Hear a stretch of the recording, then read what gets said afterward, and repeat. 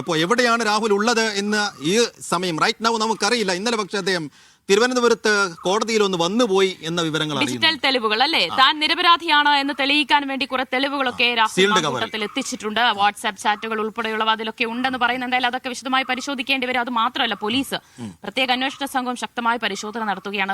തിരുവനന്തപുരത്തെ ഫ്ളാറ്റിൽ തീർച്ചയായും നല്ല നീക്കങ്ങൾ, രഹസ്യ പരിശോധനകളൊക്കെ നടത്തുന്നുണ്ട്. ഇന്നലെ യുവതിയുമായി തിരുവനന്തപുരത്തെ ഫ്ളാറ്റിലെത്തിയ മഹസറൊക്കെ തയ്യാറാക്കിയിട്ടുണ്ട്. ഇപ്പോൾ ഉണ്ടല്ലോ ഏറ്റവും കൂടുതൽ അവിടെ തിരുവനന്തപുരത്ത് മാത്രമല്ല പാലക്കാട്ടെ ഫ്ളാറ്റിലും പരിശോധന നടത്തി കഴിഞ്ഞിരിക്കുന്നു എന്നാണ്. അപ്പോൾ യുവതിയുടെ പരാതി തിരുവനന്തപുരത്തും പാലക്കാട്ടും ഒക്കെ എത്തിച്ച് ബലാത്സംഗം ചെയ്തു എന്നതാണ് പരാതി. അപ്പോൾ അതിന് വേണ്ട തെളിവുകൾ പോലീസിന് എടുക്കണം. അത് മാത്രമല്ല, ചില ശബ്ദരേഖകളാണല്ലോ പ്രധാനമായി വിവാദത്തിന് കാരണമായിട്ടുള്ളത്. അത് പുറത്തു വരികയും ചെയ്തിട്ടുണ്ടല്ലോ.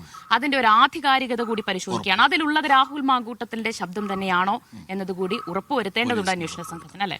അപ്പോ പോലീസിനെ സംബന്ധിച്ചിടത്തോളം, അന്വേഷണ സംഘത്തെ സംബന്ധിച്ചിടത്തോളം ഇന്നത്തെ പകലും നിർണായകമാണ്. വളരെ പ്രധാനപ്പെട്ട ചുവടുവെപ്പുകളിലേക്ക്, നീക്കങ്ങളിലേക്ക് കടക്കേണ്ട സമയം കൂടിയാണ്. അപ്പോൾ ആരാണ് നമുക്ക് അതിന്റെ വിവരങ്ങൾ നൽകാനായി തിരുവനന്തപുരത്ത് നിന്ന് സിജോ വി ജോൺ ആണ് ചേരുന്നത്. Sijo, very good morning. ഞങ്ങൾ അങ്ങനെ യാത്ര പിന്നിട്ട് തിരുവനന്തപുരത്ത് നിന്ന് യാത്ര തുടങ്ങിയതാണ്. ഞങ്ങൾ കോട്ടയത്ത് CMS കോളേജിലാണ് ഉള്ളത്. എന്തായാലും നമുക്ക് വാർത്തയിലേക്ക് വന്നു കഴിഞ്ഞാൽ, സിജോ, രാഹുൽ മാങ്കൂട്ടത്തിൽ എവിടെയാണെന്ന് ഇപ്പോഴും അറിയില്ല. ഇന്നലെ അവിടെ തിരുവനന്തപുരത്തൊക്കെ എത്തിയിരുന്നെന്ന് പറയുന്നു. അപ്പോൾ അവിടെ നിന്ന് പിന്നെ എങ്ങോട്ട് പോയി, അത് സംബന്ധിച്ച് എന്തെങ്കിലും സൂചനകളുണ്ടോ? അന്വേഷണ സംഘത്തിന്റെ നീക്കങ്ങൾ എങ്ങനെയാണ്? തിരുവനന്തപുരത്ത് മാത്രമല്ല, വിവിധയിടങ്ങളിൽ യുവതി പരാതിയിൽ പറയുന്ന ഇടങ്ങളിലൊക്കെ പരിശോധന നടന്നു വരികയാണോ ഇപ്പോൾ?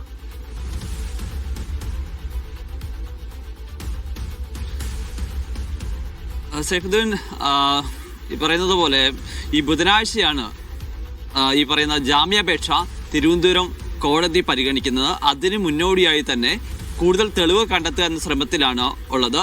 അതിന്റെ ഭാഗമായിട്ടാണ് ഇപ്പോൾ ഈ പരിശോധന നടക്കുന്നത്. അതിൽ തിരുവനന്തപുരത്തും പാലക്കാടുമാണ് പ്രധാന പരിശോധന നടക്കുന്നത്.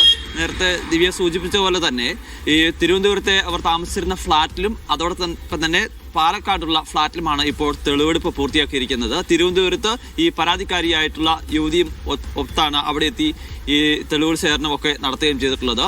ഇന്ന് അവിടെ താമസിച്ചിരുന്ന ആളുകളിൽ നിന്ന് മൊഴി രേഖപ്പെടുത്താനും അന്വേഷണ സംഘം തീരുമാനിച്ചിട്ടുണ്ട്. അതോടൊപ്പം തന്നെ ഈ യുവതിയുടെ സുഹൃത്തുക്കളുടെയും മൊഴി വളരെ വൈകാതെ തന്നെ രേഖപ്പെടുത്തുകയും ചെയ്യും. അതിൽ ഇനി ഏറ്റവും പ്രധാനപ്പെട്ട കാര്യം ഇപ്പോൾ ഇന്ന് നടക്കുന്നതെന്ന് പറയുന്നത് ഈ ഓഡിയോയുടെ ആധികാരികത പരിശോധിക്കുക എന്നുള്ളതാണ്. കഴിഞ്ഞ ദിവസങ്ങളിലായി നമ്മൾ ഉൾപ്പെടെ മാധ്യമങ്ങളിലൂടെ നൽകിയതാണ്.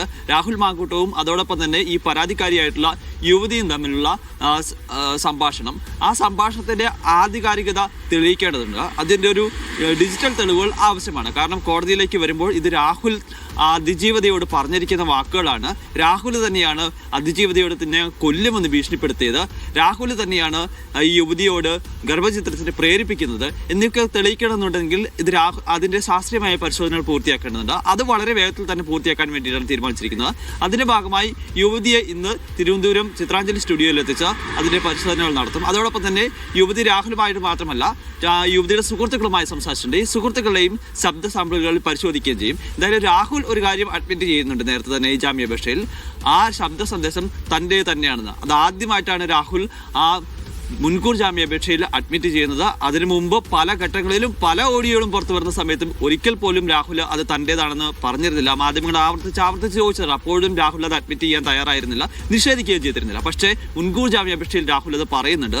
അത് ഞാൻ സംസാരിച്ചിരിക്കുന്ന ഓഡിയോ ആണെന്ന് അഡ്മിറ്റ് ചെയ്യുന്നുണ്ട്. അതോടൊപ്പം തന്നെ അത് ബോധപൂർവം ഈ അതിജീവിത ഈ യുവതി റെക്കോർഡ് ചെയ്യുകയായിരുന്നു എന്നുള്ളൊരു കാര്യമാണ് പറഞ്ഞിരിക്കുന്നത്. എന്തായാലും പോലീസിന്റെ അന്വേഷണത്തിനോടൊപ്പം തന്നെ ഇപ്പോൾ നിലവിൽ പുറത്തു വന്നിരിക്കുന്ന മൊഴിയുടെ അടിസ്ഥാനത്തിൽ ഇതിനെ കൗണ്ടർ ചെയ്യാൻ വേണ്ടി രാഹുലിന്റെ അഭിഭാഷക സംഘവും നീങ്ങിയിട്ടുണ്ട്. അവർ പ്രധാനമായും കുറച്ച് ഡിജിറ്റൽ തെളിവുകൾ സമർപ്പിച്ചിട്ടുണ്ട്.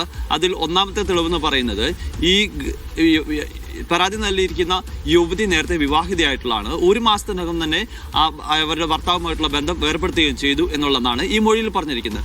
പക്ഷേ രാഹുൽ മാങ്കൂട്ടത്തിന്റെ അഭിഭാഷകൻ കോടതിയിൽ നൽകിയിരിക്കുന്ന ഒരു തെളിവ് എന്ന് പറയുന്നത് ഇവർ 1 മാസത്തിന് ശേഷവും ഭർത്താവുമൊത്ത് ഒരുമിച്ച് ജീവിക്കുന്നുണ്ടായിരുന്നു എന്നുള്ളത് തെളിയിക്കുന്ന ചില ചിത്രങ്ങൾ ഉൾപ്പെടെയുള്ള രേഖകളാണ് കൊടുത്തിരിക്കുന്നതാണ് മനസ്സിലാക്കുന്നത്.